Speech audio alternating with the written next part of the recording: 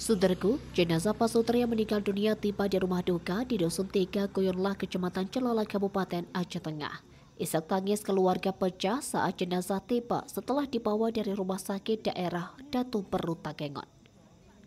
Pantauan tribungai.com pada Selasa 8 April 2025 sore, kedua jenazah tiba sekitar pukul 16:10 waktu Indonesia Barat menggunakan dua mobil ambulans. Terdengar isak tangis keluarga dan pelayat yang menyambangi rumah almarhum dan almarhumah. Jenazah langsung dikeluarkan dari dalam mobil dan diletakkan di dalam keranda. Anak dan kerabat dekat kedua jenazah mengerubungi jenazah yang telah dibalut kafan meskipun tidak dapat melihat wajah almarhum untuk terakhir kalinya. Lantunan zikir La ilaha illallah dikumandangkan oleh para pelayat yang hadir. Pihak keluarga pun menyampaikan sejumlah permintaan maaf terakhir untuk keduanya sebelum nantinya akan disolatkan dan dikebumikan di perkuburan umum Kuyunlah.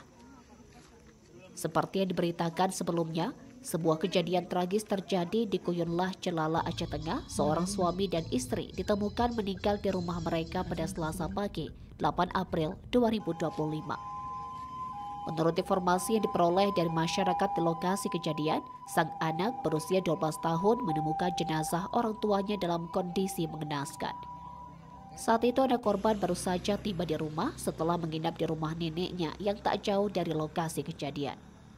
Setibanya sekitar pukul 9 waktu Indonesia Barat pagi di rumah, anak korban menemukan sang ayah berinisial B, 47 tahun, ditemukan gantung diri di ruang tengah rumah korban.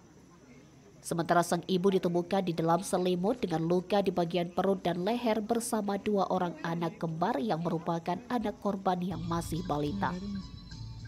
Polisi masih menyelidiki motif di balik kejadian ini. Kedua jenazah telah dibawa ke rumah sakit untuk diautopsi guna penyelidikan lebih lanjut. Kasus ini masih dalam penyelidikan dan belum ada informasi lebih lanjut tentang motif atau penyebab dari kejadian ini.